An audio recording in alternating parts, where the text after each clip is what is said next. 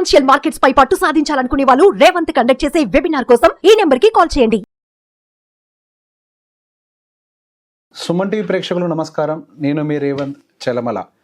So recent fall నుంచి మనకు mutual fund పోర్ట్ఫోలియోస్ని ఎలా కన్స్ట్రక్ట్ చేసుకోవాలి అని ఒక విషయాన్ని మనం నేర్చుకోవాలి. సో ప్రతి ఒక్క అన్సర్టనిటీ నుంచి మన లైఫ్లో కొన్ని విషయాలను నేర్చుకోవాలి. సో చాలామంది రీటైలర్స్ మార్కెట్లోకి ఎంటర్ అయిన తర్వాత చూసినటువంటి ఒక 10% డిప్, ఒక రకంగా చెప్పాలంటే ద ఫస్ట్ సైడ్ 10% డిప్ కాబట్టి సో డెఫినెట్గా దీంట్లో నుంచి మనం కొన్ని విషయాలను నేర్చుకోవాలి. సో ఇక్కడతో అయిపోయింది అని నేను చెప్పట్లేదు. There could be long term consolidation or there could be more dip or లేదా అక్కడి నుంచి రివర్సల్ కూడా ఉండొచ్చు, ఏదైనా జరగచ్చు. సో బేసిక్గా మనకి ఈ పర్టిక్యులర్ ఫాల్ మనకి ఏం నేర్పించింది? మార్కెట్స్లో వాల్యుయేషన్స్ని రెస్పెక్ట్ చేయాలి, వాల్యుయేషన్స్కి అనుకూలంగా మనం మ్యూచువల్ ఫండ్ పోర్ట్ఫోలియోస్ని కన్స్ట్రక్ట్ చేసుకోవాలి. ఈ టర్మ్ని క్లియర్గా అర్థం చేసుకోండి. Constructing a mutual fund portfolio is really very very important. Mutual fund పోర్ట్ఫోలియోని కరెక్ట్గా కన్స్ట్రక్ట్ చేసుకోకుండా మనము ఏ మిడ్ క్యాప్లోనో స్మాల్ క్యాప్లోనో ఇట్లాంటి వాటిల్లో డైరెక్ట్గా పెట్టుబడులు పెట్టుకుంటూ వెళ్ళిపోయినట్లయితే, లేదా ఏ సెక్టోరియాలోనో మన పెట్టుబడులు పెట్టుకొని వెళ్ళినట్లయితే, లేదా మనం ఏదో just past 6 months 1 year 5 year returns basis మీదనో లేకపోతే 5 star రేటింగ్ బేసిస్ మీదనో మనం పెట్టుబడులు పెట్టుకొని వెళ్ళినట్లయితే చాలామంది ఇబ్బంది పడుంటారు. సో బేసిక్గా ఇవి ఈ టైంలో మనం ఇంతకుముందు కూడా 3 months 4 months బ్యాక్ కూడా బాండ్స్ అనేవి మన పోర్ట్ఫోలియోలో పార్ట్ అయి ఉండాలి. సో మన పోర్ట్ఫోలియో అనేది ఒక హైబ్రిడ్ సిస్టమ్ లాగా ఉండాలి. సో ఇప్పుడున్నటువంటి మార్కెట్లో ఒక హైబ్రిడ్ సిస్టమ్ అనేది బాగా వర్కౌట్ అవుతుంది అని ఒక విషయం గురించి డిస్కస్ చేస్తున్నాం. సో ఈ హైబ్రిడ్ సిస్టమ్ని మనం కన్స్ట్రక్ట్ చేయడానికి ఐదర్ మనకి ఓన్గా కన్స్ట్రక్ట్ చేసుకోవడం వచ్చి ఉండాలి, లేదా ఎగ్జిస్టింగ్గా ఉన్నటువంటి హైబ్రిడ్ ఫండ్స్ని పిక్ చేసుకోవడం తెలిసి ఉండాలి. సో బేసిక్గా అసలు నేను ఈ మెథడ్ని ఫాలో అవ్వాలా అవ్వద్దా అంటానికి ప్రీవియస్గా ఉన్నటువంటి కొన్ని డేటాస్ మనం అబ్జర్వ్ చేద్దాం. లాస్ట్ 1 monthలో ఏం జరిగింది అని. సో లాస్ట్ 1 monthలో అటు మిడ్ క్యాప్ సెగ్మెంట్లో మనకి టాప్ లూజర్స్ ఎవరు ఉన్నారో మీరు గమనిస్తే అటు quant mid cap fund. So బేసిక్గా క్వాంట్ అనే ఒక పేరు గురించి అందరూ కంటిన్యూస్గా వింటుంది. క్వాంట్ తప్పించి ఇంకొక మిడ్ క్యాప్ ఇంకొక స్మాల్ క్యాప్ అసలు ఫండే లేనట్టుగా దాని వెనకాల పరిగెట్టాము. సో లాస్ట్ ఫ్యూ మంత్స్లో మనం గమనించినట్లయితే one of the worst fall even in the last 6 monthsలో one and only the negative fund ఏదైనా ఉంది అని అంటే అది quant mid cap. And even last 1 monthలో కూడా ఇంకా కొంచెం నెగిటివ్లో ఉన్నటువంటి ఫండ్స్ ఏమైనా ఉన్నాయంటే కేవలం ఈ మూడే. ఒకటి quant mid cap, 2 SBI magnum mid cap, 3వది వచ్చేసరికి Aditya Birla sun life mid cap. ఇక్కడ మీరు గమనించినట్లయితే ఈ 3 కూడా పెద్ద కంపెనీ పేర్లే. మనం ఇది కూడా ఒక పారామీటర్ని పెట్టుకుంటూ ఉంటాం, పెద్ద కంపెనీ పేర్లను చూసి ఇన్వెస్ట్ చేయటం. సో ఈ పెద్ద కంపెనీలు అనేవి మనకి 100% రిటర్న్స్ ఇస్తావని ఇవ్వవు అని చెప్పని ఎంతకుముందు ఇచ్చి ఉండొచ్చు. అవి మాత్రమే కాదు, వేరేవి కూడా మన దగ్గర మంచి రిటర్న్స్ ఇచ్చేవి ఉంటాయన్న విషయాన్ని మనం ఐడియా పెట్టుకొని మనం వాటిలో ఇన్వెస్ట్మెంట్ చేసుకుంటే మనకు బెటర్ రిటర్న్స్ వస్తాయి. సో ఇప్పుడు సరే పెద్ద కంపెనీలు అలా చేసాయి కదా, చిన్న కంపెనీస్ ఏవి బెటర్గా రిటర్న్ ఇచ్చాయి? Invesco one of the top, like మంచి రిటర్న్స్ డెలివరీ చేసింది. ఆల్మోస్ట్ మనకి లాస్ట్ 6 monthsలో బెటర్ రిటర్న్ ఉంది. అండ్ వైటోక్ గురించి అసలు ఎవరికీ తెలియదు, వైటోక్ క్యాపిటల్ మ్యూచువల్ ఫండ్స్ గురించి, అది కూడా బెస్ట్ రిటర్న్స్ డెలివరీ చేసింది. ఎడెల్వైస్, డిఎస్పి, మోతిలాల్, కోటాక్. సో బేసిక్గా there are very good funds in other companies also. Bandhan, Bank of India, ఇట్లా చాలా కంపెనీస్ మనకి ఏవైతే మనకి పేర్లు తెలియవో అవన్నీ కూడా మంచి రిటర్న్స్ డెలివర్ చేస్తున్నాయి.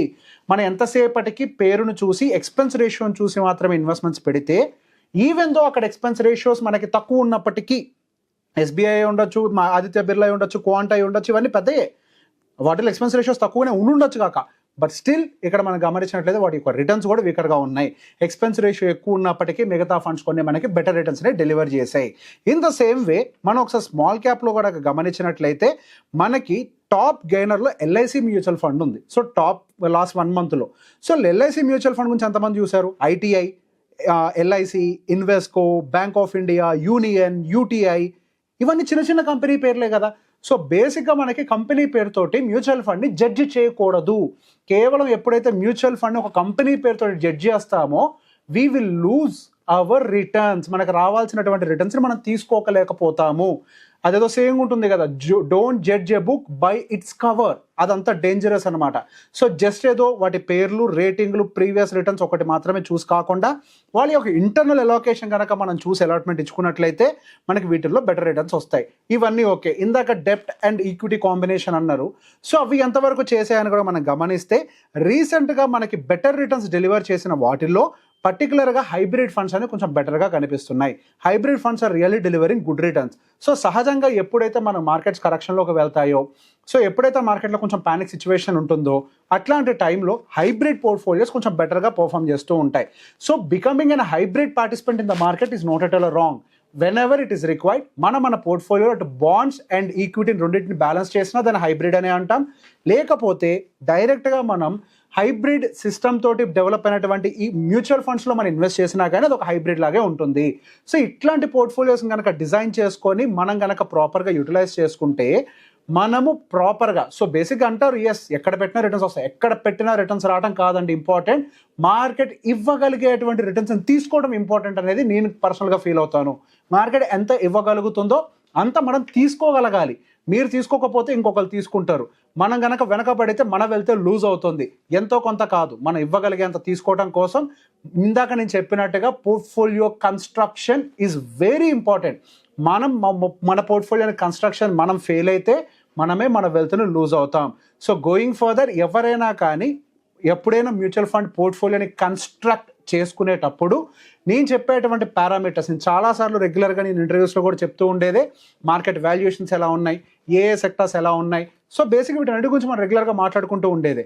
సో బేసిక్గా అట్లాంటివన్నీ మనం ఆల్రెడీ డిస్కస్ చేసుకుంటూ ఉంటాం కాబట్టి వాటిల్లోంచి క్లూని మీరు కొంచెం పిక్ చేసుకొని మీ పోర్ట్ఫోలియోస్ని కన్స్ట్రక్టెడ్గా తీసుకొని వెళ్తే we might get good returns. మీరు ఖచ్చితంగా అవాయిడ్ చేయాల్సిన కొన్ని పనులు, ఇప్పటి వరకు ఎవరైతే మిమ్మల్ని మిస్లీడ్ చేశారో సో కాల్డ్ వాటన్నిటికి ఎగ్నెస్ట్గానే నేను చెప్పేది, అది ఇన్ఫ్యాక్ట్ ఇప్పుడు ప్రూవ్ అవుతుంది కూడా.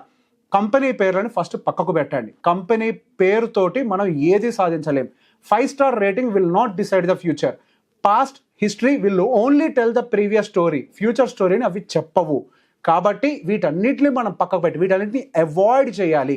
ఇంకొకటి అతిపెద్ద మిస్టేక్ మనం చేసేది, ఎక్స్పెన్స్ రేషియో ఏదో ఒక ఫండ్లో ఎక్కువ ఉందని అందులో చాలామంది అవాయిడ్ చేస్తున్నారు. సో ఒక విషయం గుర్తుపెట్టుకోవాలి, any small fund will have high expense ratio. ఇప్పుడు మీరు గమనిస్తే ఒకప్పుడు క్వాంట్ స్మాల్ క్యాప్కి కూడా ఎక్స్పెన్స్ రేషియో ఎక్కువ ఉండేదే, బట్ స్టిల్ అది ఒక టాప్ పర్ఫార్మర్గా నుంచుంది.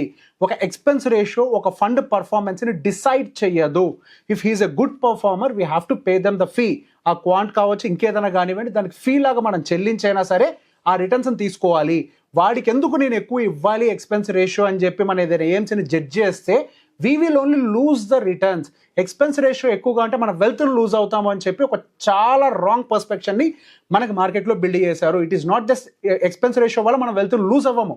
వెల్త్ను లూజ్ అయ్యేది కరెక్ట్ దాంట్లో ఇన్వెస్ట్మెంట్ పెట్టకపోవటం వల్ల. ఈవెన్ దో మనకి ఎక్స్పెన్స్ రేషియోస్ ప్రీవియస్గా ఉన్నటువంటి సో కాల్డ్ ఈ క్వాంట్లో ఎక్కువ ఉన్నప్పటికీ ఈరోజు రిటర్న్ డెలివరీ చేసింది అని అంటే వాటి పర్ఫార్మెన్స్.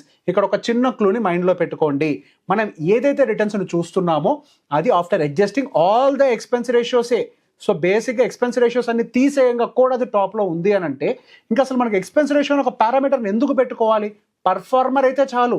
మనకి ఒక ఫండ్కి మధ్యలో ఉండాల్సిన రిలేషన్ అనేది కేవలం రిటర్న్స్ అది ఇవ్వగలుగుతుంది అని మనం నమ్మితే దాంట్లో ఉండాలి. మిగతా పారామీటర్స్ ఏవి కూడా ఎప్పుడు లైమ్ లైట్లోకి రాకూడదు. చాలా ఫండ్స్ 5 నుంచి 3కి వెళ్తాయి, 3 నుంచి 5కి వస్తాయి. ఇవి ఏవి కూడా శాశ్వతం కాదు. కేవలం వాళ్ళ యొక్క ఫండమెంటల్స్ మాత్రమే శాశ్వతంగా ఉంటాయి. ఫండ్ ఇంటర్నల్గా వెళ్ళండి, మార్కెట్ కండిషన్ని బట్టి మీ పోర్ట్ఫోలియోని కన్స్ట్రక్ట్ చేసుకోండి. మనం అప్పుడు మ్యూచువల్ ఫండ్స్లో ఒక మంచి రిటర్న్స్ని తీసుకోవడానికి అవకాశం ఉంటుంది. ఈ వీడియో మీకు కావాల్సిన వాళ్ళందరికీ షేర్ చేయండి. Thank you very much.